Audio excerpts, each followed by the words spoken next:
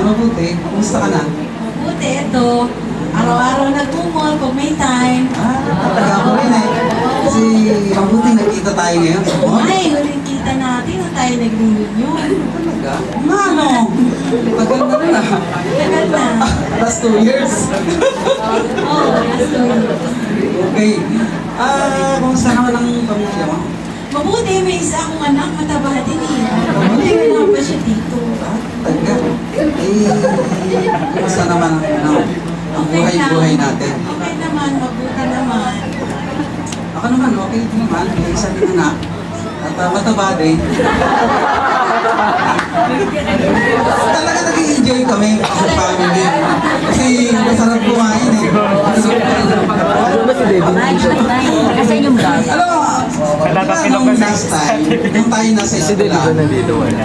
alam mo naman, Kristiyano na ako, diba? At lagi mo ako nakikita nag-pray sa school. Lalo na pag nag-exam, di ba? Oh. Pero, alam mo, gusto ko na, meron akong gustong sabihin sa inyo. Baka kasi nakikita ko, hindi mabait ka. Maganda. Ano, yun ang, meron akong gustong sabihin sa inyo. Kaya lang, hindi ko na-share sa iyo kasi nahihiya ako. During that time ngayon, matatanda na tayo.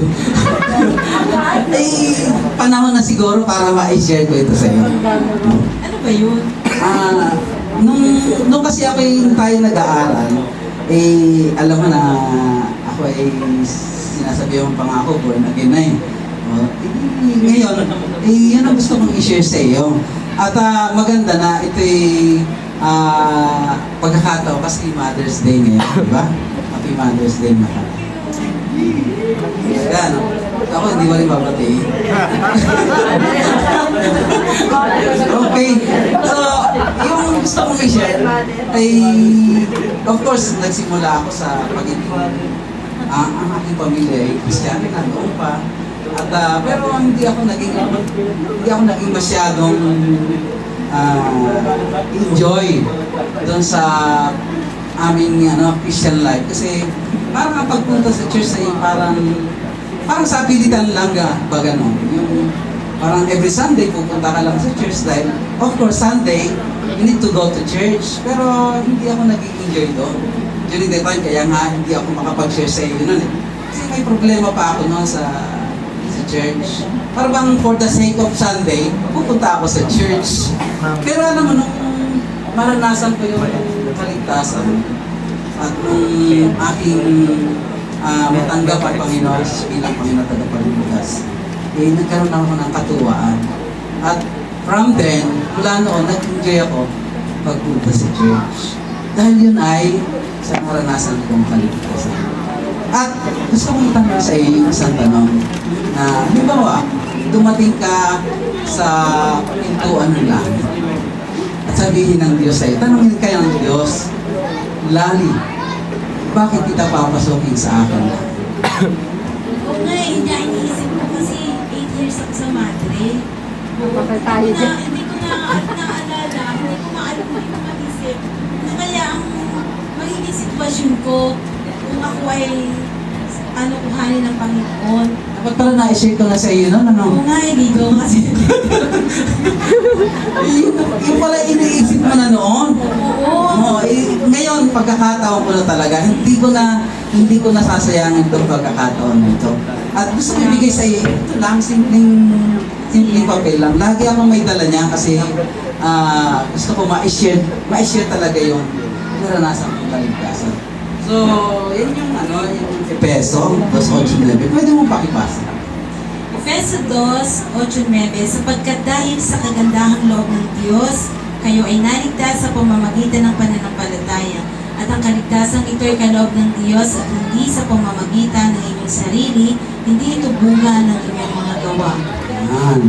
So dito, may isa lang guhit yung kaligtasan. So, ang kaligtasan dito na tinutukoy, ay hindi yung kaligtasan bang sa aksidente o sa anumang sakuna na ikaw ay naligtas. Ang kaligtasan tinutukoy dito ay kaligtasan ng iyong kaluluwa sa impyerno. Kaya nga yung tanong ko sa iyo ay ay mahalaga kanina. So ang kaligtasan dito tinutukoy ay kaligtasan ng iyong kaluluwa mula doon sa kaparusahan ng kasalanan sa impyerno. So dito makikita mo yung guhit na ang kaligtasan ito ay ano, ayon sa kagandahang loob ng Diyos. So ang kaligtasan ito ay matatanggap dahil ang Diyos ay mabuti o ayon sa kagandahang loob ng Diyos. Ang ibig sabihin nun, ang kaligtasan ito ay kaloob. Dahil siya ay mabuti, ipinagkaloob niya sa iyo ang kaligtasan ito. At ang kaligtasan ito ay regalo.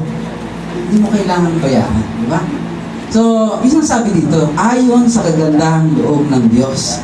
At yung pangalawa, ang kaligtasan ito ay dahil o ayon sa pamamagitan ng pananampalataya. Ano ba yung pananampalataya? Sa iyong palagay, ano yung pananampalataya? Ang pananampalataya ay paniniwala sa isang bagay na hindi nakikita. Pero Ganun na. May kalaman ka pala sa Bible, ah. Siyempre, babasa rin ako ng Ay, Bible. pala. Nagbabasa ka na pala ng Bible.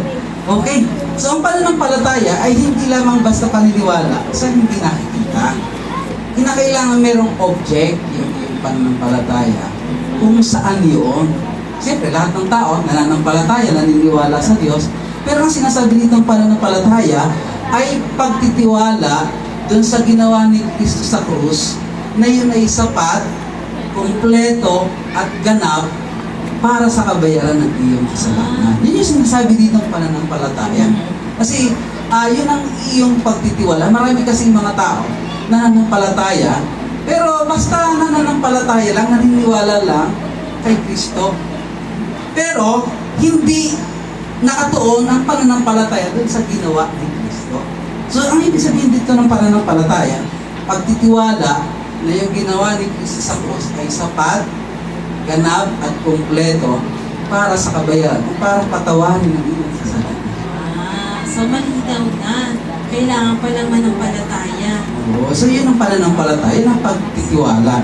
At meron pa sinasabi dito, yung pangatlo, ito ay hindi bunga ng iyong mga gawa.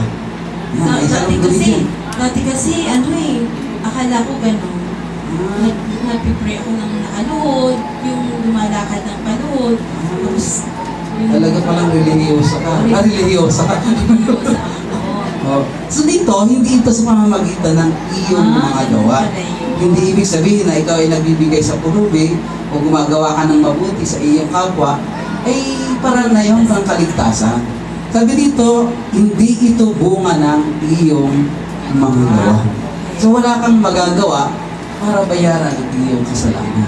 Ang tanging nagbayad lang ng iyong kasalanan ay si Jesus. Eh, ngayon naiintindihan ko na lahat pala ng aking mga gawa ay hindi magiging daan para ako ay pumunta sa langit.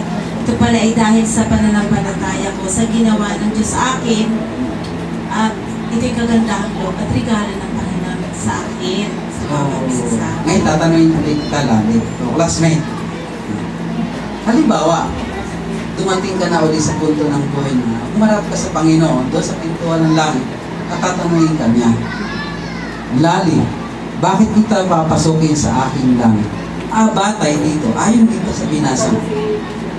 Ako ay papapasukin na niya dahil ako ay may pananampalataya na ako ay iniligtas niya dahil sa aking mga kasalanan ako ay iniligtas niya.